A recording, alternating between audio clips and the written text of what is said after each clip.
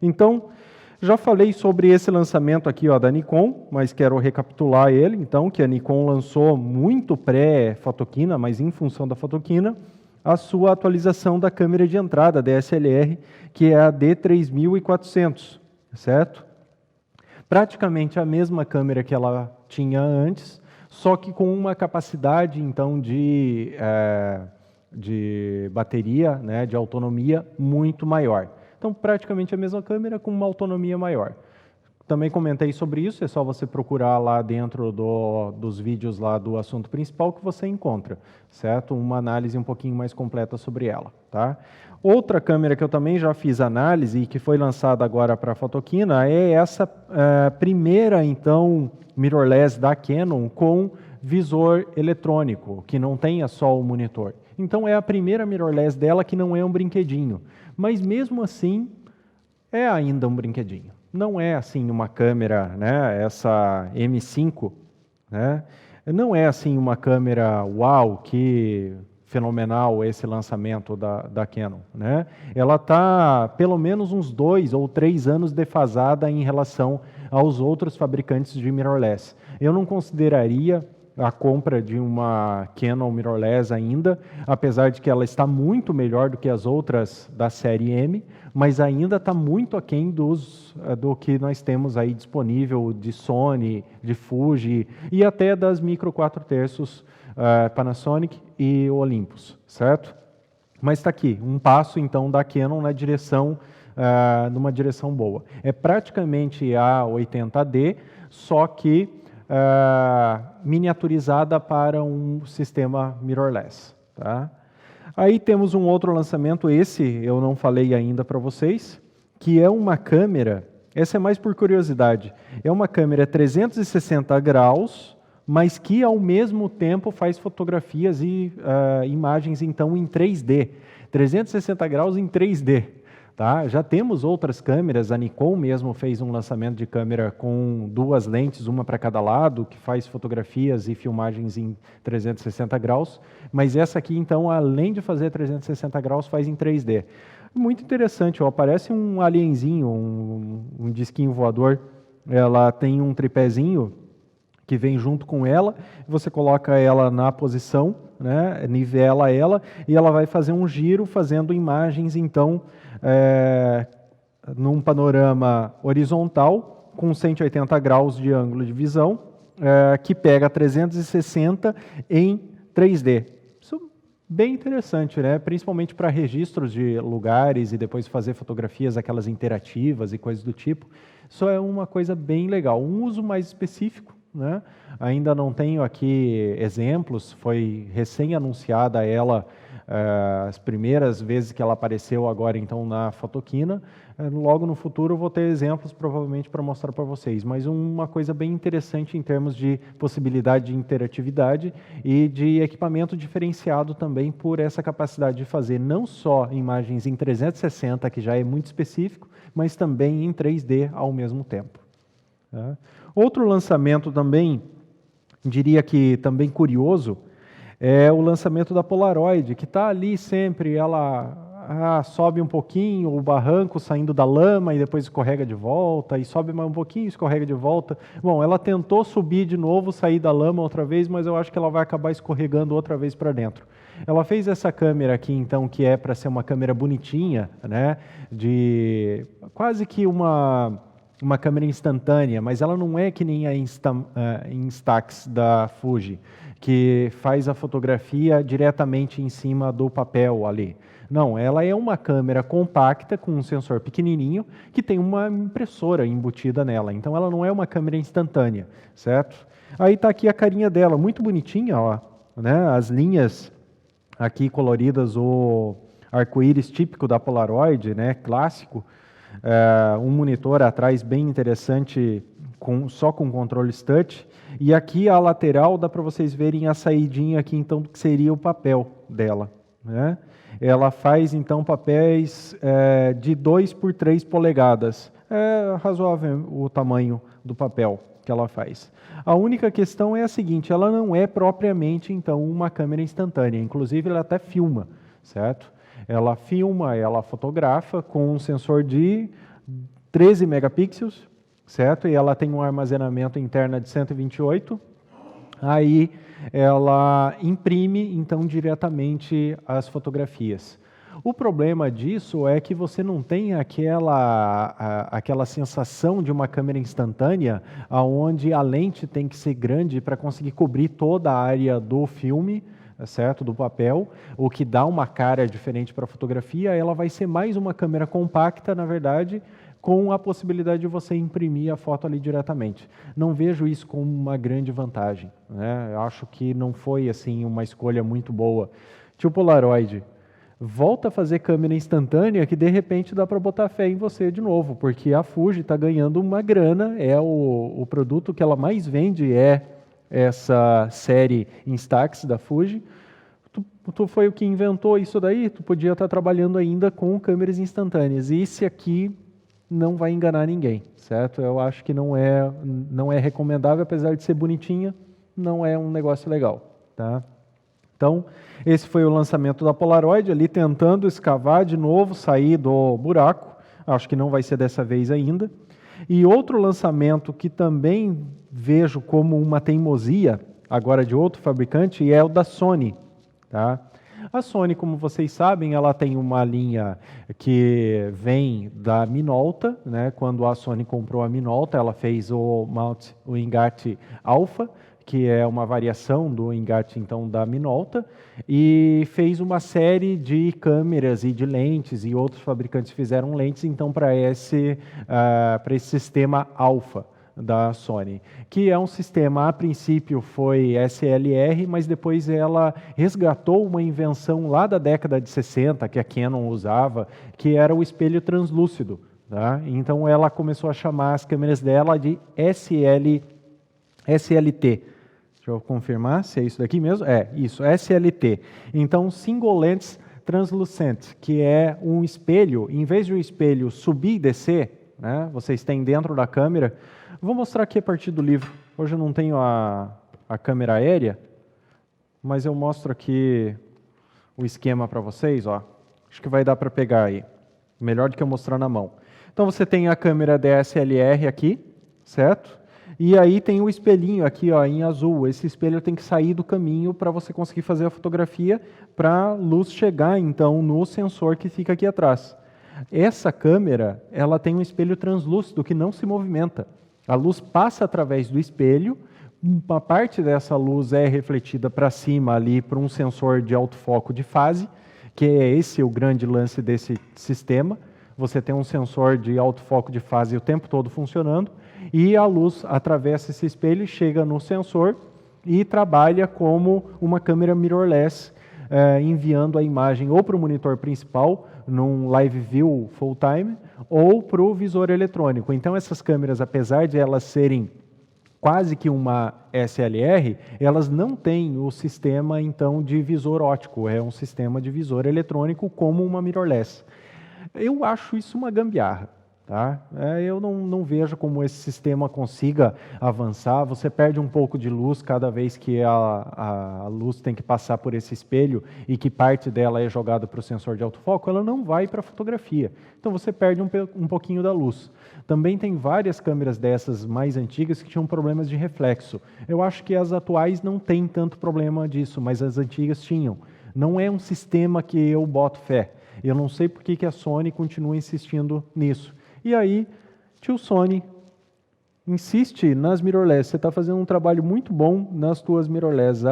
A Sony 7, a tua linha 7 é fantástica, a tua linha 6300 é fantástica. Agora, eu não vejo por que ficar insistindo nesse sistema que foi, inclusive, inventado lá na década de 60 e não decolou. Não decolou na década de 60, não vai decolar agora, certo? Mas está aí.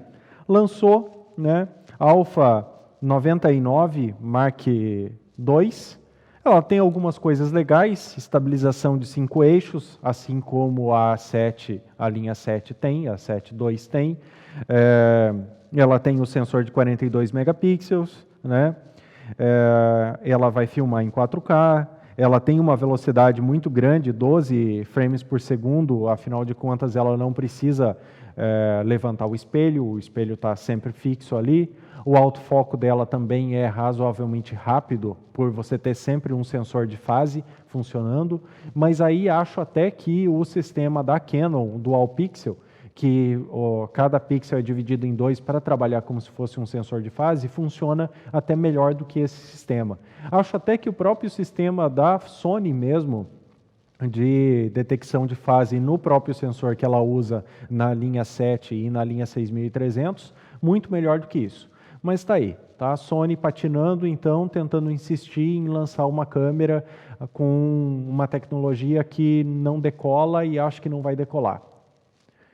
Tio Sony, tiro no pé, né? Para de insistir nisso e investe só em mirrorless que você vai se dar bem, ok? E outro lançamento muito curioso, o único que eu vou trazer de lentes para vocês é essa monstruosidade aqui, ó, né? É uma 24mm f14 da Laowan, não sei falar direito esse nome, é aqueles nomes, né, da Venus Optics, tá? Que está fazendo vários lançamentos interessantes de lentes, né? E está fazendo esse lançamento, então, de uma macro muito fina, muito longa, para você fotografar em lugares inacessíveis. Tá? Então, para você entrar dentro de fendas e coisas assim, ela é quase que como se fosse aquelas câmeras para você fazer endoscopia, ou para você fazer fotografias, justamente imagens, filmar em lugares muito apertados, né? Para questão de segurança e coisas assim, né? Então, uma lente muito interessante trazer isso para o público normal, para não ter só essa finalidade científica. Vejo muito potencial para essa lente, apesar de ela ser uma f14. Hoje em dia, nós temos uma sensibilidade muito grande dos sensores que conseguem trabalhar com pouca luz. Mas ela é feita para trabalhar em lugares apertados, e f14, eu não sei até que ponto isso vai ser interessante. Talvez se ela tivesse um sistema de flash, um ring flash bem fininho em volta dela, pudesse funcionar melhor.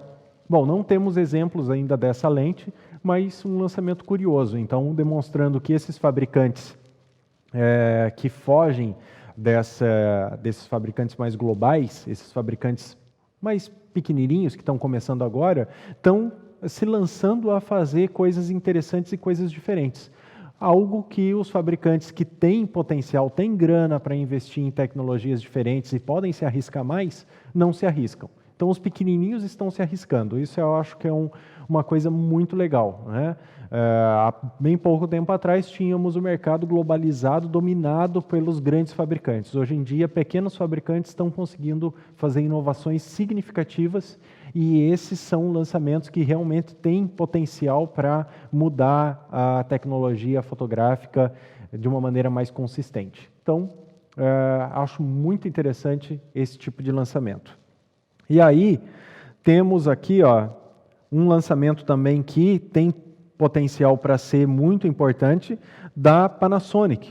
Tá? Ela não lançou oficialmente, ela só disse que ia lançar nessa fotoquina uma câmera, então, que seria a DMC-GH5. Tá? Então, de novo, ela não lançou, ela só disse que vai lançar. Tá? Ela estava com essa câmera lá, que provavelmente é só uma casquinha dela, não tem nada lá dentro, não deve ser nem protótipo, ela não deixou ninguém botar a mão nela, mas que vai ser a primeira câmera a filmar com 6K, certo? A primeira câmera assim disponível para o público em geral que vai filmar em 6K. E a Panasonic também está prometendo para, antes das Olimpíadas de 2020, que vai ser em Tóquio, fazer um lançamento de uma câmera popular que filma em 8K.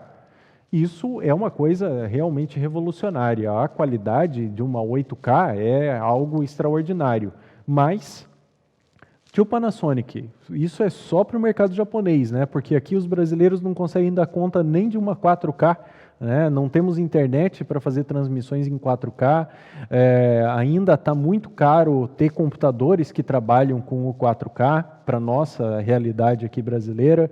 Agora, eu sei, para lá para fora vai ser muito legal isso, poder filmar em 8K, mas para o resto do mundo talvez ainda falte, por exemplo, um computador que saiba trabalhar com 8K. A gente mal tem computador que sabe trabalhar com 4K, né? Então, lançamentos revolucionários, mas talvez revolucionários demais. Vai ser lançada essa câmera antes das Olimpíadas de 2020, mas ele promete, então, para 2020 lançar a primeira 8K popular. E o que ela lançou esse ano, nessa fotoquina, foi essa câmera aqui, ó, que é a G85. Essa câmera, então, foi um lançamento agora da fotoquina.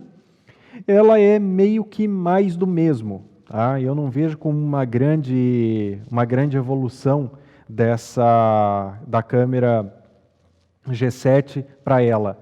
Ela continua ali com o seu sensor de 16 megapixels, que eu acho um sensor completamente ultrapassado já. Ela fica insistindo, tanto a Panasonic quanto a Olympus, em colocar esse sensor de 16 megapixels em lançamentos, quando nós sabemos que esse sensor de 16 megapixels já tem anos de estrada e eles vêm só dando uma recalchutada nele e não fazem melhorias consideráveis. Então é mais ou menos um chover no molhado essa câmera, tá? Assim como os lançamentos da Olympus, que lançou a sua câmera de entrada, um lançamento de câmera de entrada, micro 4/3, que é a PEN L8, tá? Que é aqui, ó, o sensor de 8 megapixels também, certo? A única vantagem que ela tem é que ela é um pouquinho mais rápida, 8 frames por segundo e 3 eixos a estabilização de imagem. O valor dela é um valor bem baixo, tá? Temos aqui em torno de $500 sem a lente e mais ou menos $600 com uma lente. Então essa daqui seria a câmera agora atual de entrada da Olympus, né? Se você já tem uma Olympus dessas, não vale a pena você ficar sonhando. Assim como se você já tem uma Panasonic, não fique sonhando com esses lançamentos novos, porque eles estão chovendo no molhado. É o mesmo sensor, muito pouca diferença. Se você está considerando comprar uma Olympus ou uma Panasonic, compre essa daqui, porque é a atual. Não compre o modelo ultrapassado. Mas se você já tem uma, não pense em trocar. E outro lançamento da Olympus é a sua M1 Mark II, que daí já é uma câmera um pouquinho mais avançada, mirrorless também, micro 4/3, mais voltada para a velocidade, certo? Então, essa câmera da Olympus, ela se propõe a ser muito mais veloz do que o modelo anterior, que seria a Mark I, tá? Tá aqui a carinha dela, ela faz 18 frames por segundo, o que é bastante coisa. Não vem com esse sensor de 16 megapixels, é um sensor de 20 megapixels, tá? Ela tem estabilização de imagem nos 5 eixos e ela tem um visor eletrônico com 120 frames por segundo e taxa de atualização de 6 microsegundos. Então, ela teve uma melhoria considerável no seu visor eletrônico, seguindo o que a Fuji fez na sua X-T2. Então, são câmeras com um visor eletrônico muito melhor, e essa daqui seria, então, a câmera da Olympus para a velocidade. Se você quer uma câmera micro 4/3 ou uma mirrorless em geral para fazer fotografias em alta velocidade, essa daqui pode ser a sua câmera, pode ser o que você estava esperando, certo? Agora, o que eu acho que revoluciona mesmo nessa fotoquina, por incrível que pareça, é essa câmera aqui, ó.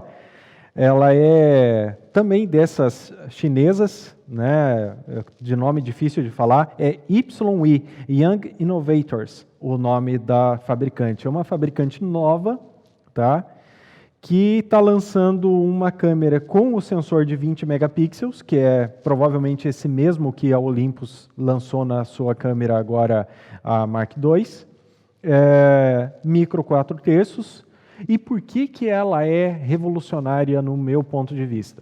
Bom, essa câmera deve ser um lixo por enquanto, porque é a primeira câmera desse fabricante. Só que é um fabricante chinês se lançando a fazer uma câmera dentro de um sistema já robusto, que é o micro 4/3, que tem um monte de fabricantes de lentes e coisas assim. Então tem um potencial para baratear a possibilidade de você ter uma câmera micro 4/3, com sensores novos, diferente da maioria dos lançamentos de Panasonic e Olympus, que ficam insistindo nesses 16 megapixels, e que pode fazer a Olympus e a Panasonic, então, acordarem para a vida e pararem de insistir nesse sensor. Essa câmera chinesa, então, dessa marca que eu vou até chamar meio que de genérica, ela está vindo com um sensor mais moderno. É óbvio que a câmera deve ser muito ruim, a interface dela e coisas assim, porque é o primeiro lançamento desse fabricante, mas demonstra que os chineses não estão querendo só construir coisas com o nome dos fabricantes do exterior. Os chineses estão fazendo o mesmo movimento que o Japão fez. Primeiro, os japoneses, logo depois da Segunda Guerra Mundial, começaram a fazer cópias de equipamentos americanos e europeus, num geral, para fotografia inclusive. E depois começaram a criar produtos próprios com marcas próprias e que agora são as marcas que dominam o mercado global. Então, esse movimento seria a primeira câmera chinesa intercambiável, mirrorless, com um sensor bacana. É o primeiro movimento para os chineses começarem a criar câmeras e marcas que podem vir a dominar o mercado global no futuro, assim como aconteceu com os japoneses. Então, um potencial muito grande para esse lançamento, apesar de que, obviamente, não recomendo vocês procurarem essa câmera. Deixa vir os reviews primeiro dela. Tá? Não deve ser uma câmera boa, o sensor, talvez a qualidade de imagem boa, mas a câmera não deve ser tão boa. Agora vai vir muito barato, em torno de $500 com uma lente, certo? Com a lente do kit. E isso é um preço bem razoável pelo sensor de 6 megapixels. Essa, para mim, é a grande revolução, então, dessa fotoquina. A invasão, o início, o primeiro pezinho dos chineses indo para o lado de fabricar câmeras com marca própria. Agora, chinas, façam um trabalho legal, aprende com os outros fabricantes e começa a colocar coisas legais. Nessa câmera você já está fazendo um trabalho bom, está colocando estabilização de imagem no sensor, o sensor de 6 megapixels moderno. Vamos ver como é que você continua com isso. Se você evoluir legal nesse sistema, além de puxar os japoneses e os europeus para cima, fazendo eles terem que se mexer, você também vai tornar o mercado mais rico em possibilidades. Esse é um movimento muito legal. Vou ficar de olho nas câmeras que esse fabricante está lançando e que outros fabricantes chineses vão lançar. Ha! De acordo com as leis da vida, do universo e tudo mais, você tem duas opções para esse vídeo. Ou você curtiu bastante, ou você amou ele maravilhosamente. Então eu vou fazer uma Avada Kedavra aqui na minha direita. Esquerda. Para você se inscrever no nosso canal. Uma setinha aqui na minha esquerda. Direita. Para você dar um like nesse vídeo. E uma setinha aqui embaixo. Embaixo. Embaixo mesmo. Para você mandar comentários, sugestões e tudo mais. Então não desrespeite nenhuma lei do universo, nem da vida, nem tudo mais. E seja feliz.